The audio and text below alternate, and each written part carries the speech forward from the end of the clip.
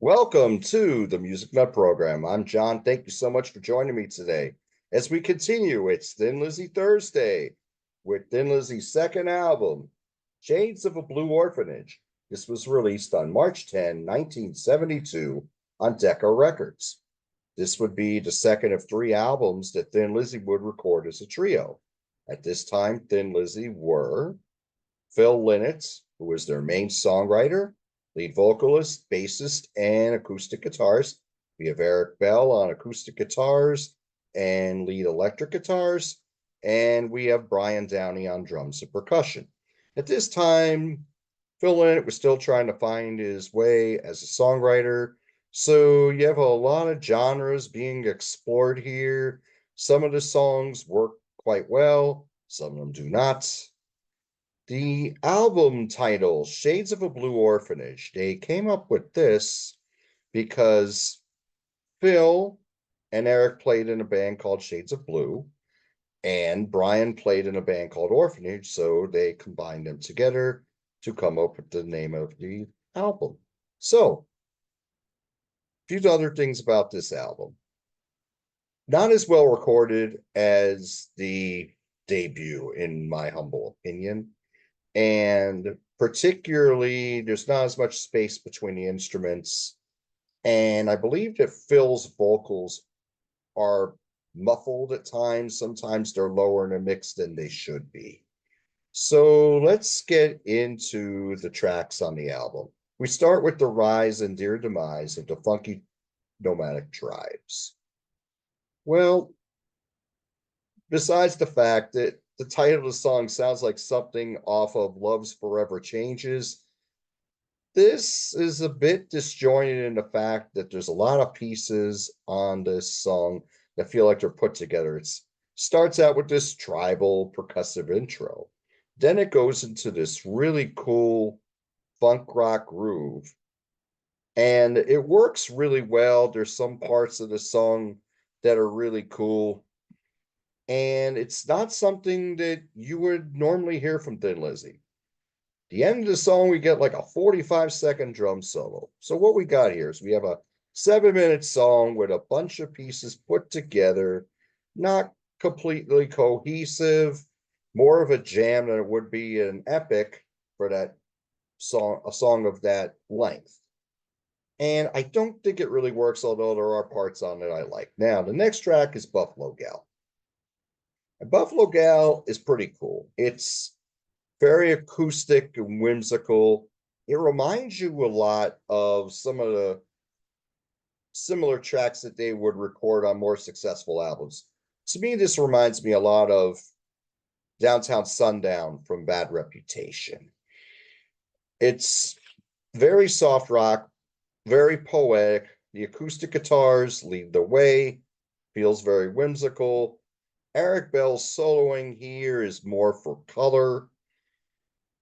And just to make another point here, I think Eric Bell's lead guitar playing had really improved. He was starting to really get his identity on this one. But this is a pretty cool track. It's one of my favorite tracks on the album. Now, the next song is not one of my favorite tracks on the album. This is I Don't Want to Forget How to Jive. Now, band's trying to be rockabilly here. And in this book, Honesty is No Excuse, Thin Lizzy on Record by Martin Popoff. This was a panel book in which I had the privilege to be a part of, and I review Chinatown. On page 220, I said that the song Having a Good Time was the worst song that I thought that Thin Lizzy ever recorded. Well, that's how I felt then. But after getting more prepared for this, giving this a lot more listens, I was wrong. I Don't Want to Forget How to Jive is their worst song, in my opinion. They're trying to be Elvis Presley. It doesn't work.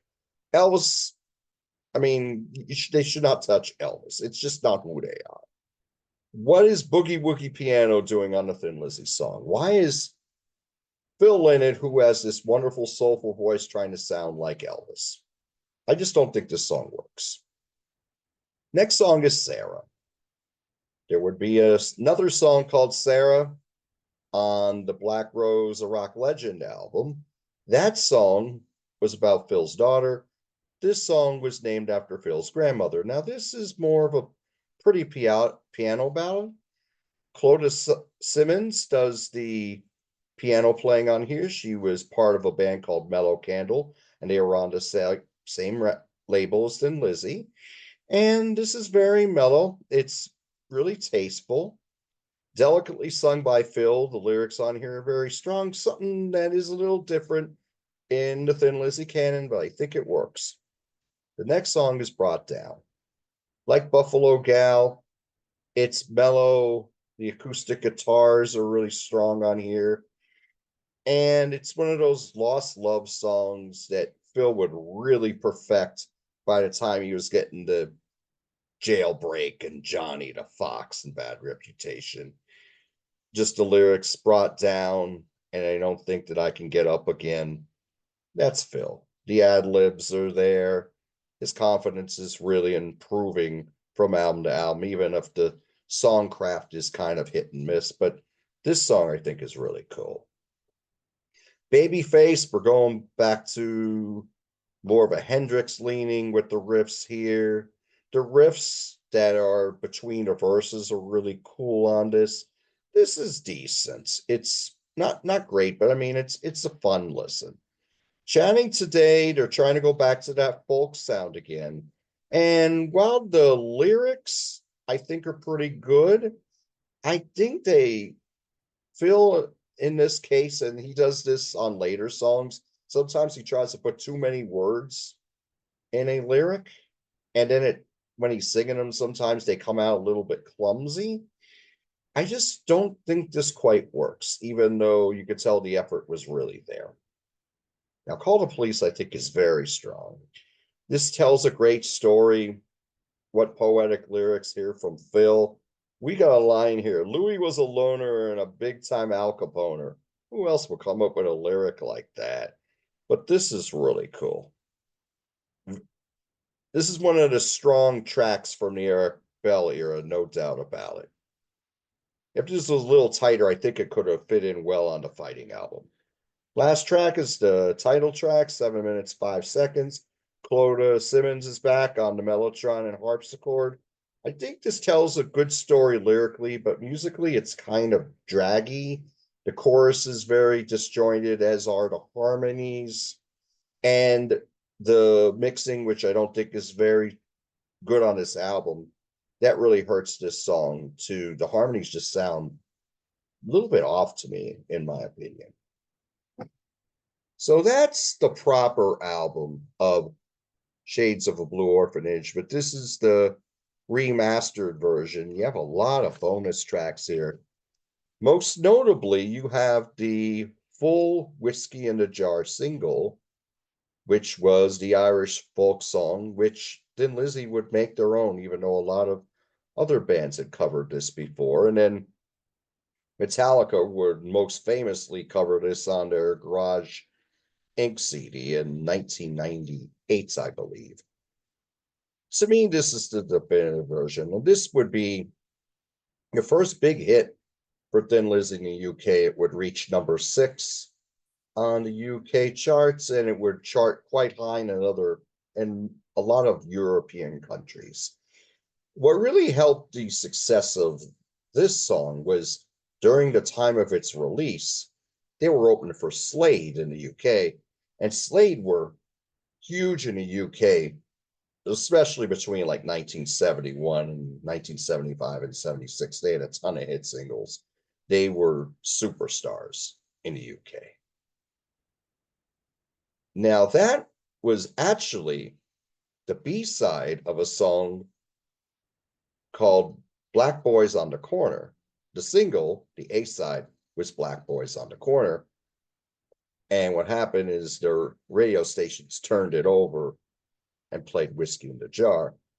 Black Boys on the Corner, though, is an original that smokes and it kicks ass and it takes names. Very reminiscent of Jimi Hendrix. What a groove laid down by Brian out there. It is excellent. Funky as hell. This should have easily been on Shades of a Blue Orphanage. You could have took chanting today, or I don't want to forget how to jive off here, and easily put Black Boys on the Corner on here. It made a stronger album. When it gets into one part of this song, it's very reminiscent of Stepping Stone by Jimi Hendrix Experience, which was released posthumously on the War Heroes album and later came out on Essential Jimi Hendrix and the first days of a new rising sun in 97 or 98. I do have the CD. But Black Boys on the Corner kicks ass. It's awesome. And we got some overdubbed and remixed versions from 1977, in which Phil Lynott, Midge, who would later form Ultravox, and Gary Moore, who would play on the Black Rose album, came into the studio and they re-recorded three tracks here. I'm sorry.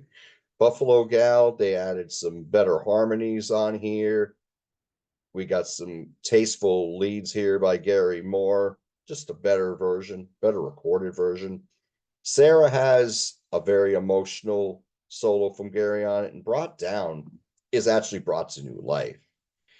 And when you think about how they re-record these songs right around the time Bad Reputation was released, when you listen to it, you're like, wow, this would really fit in on Bad Reputation now. I think they did a very good job.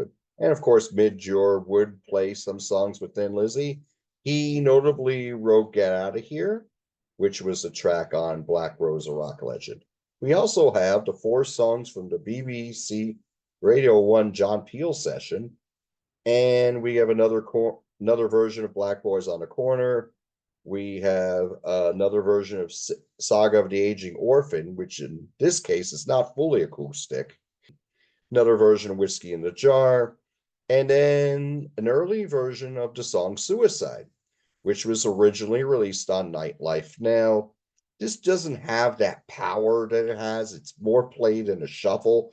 Sounds like Eric Bell is playing slide guitar on here, and slide guitar was really prominent at this time. It's an interesting version. I don't think it touches the original, but it is quite interesting. So, this is Shades of a Blue Orphanage from 1972. What do you think of this album? What do you think of their cover of Whiskey in the Jar? Do you agree with me that the recording on this is subpar compared to the original? Please let me know in the comments. Join me next week on Thin Lizzy Thursday, where I will review their third album, and their last is a trio, Vagabonds of the Western World.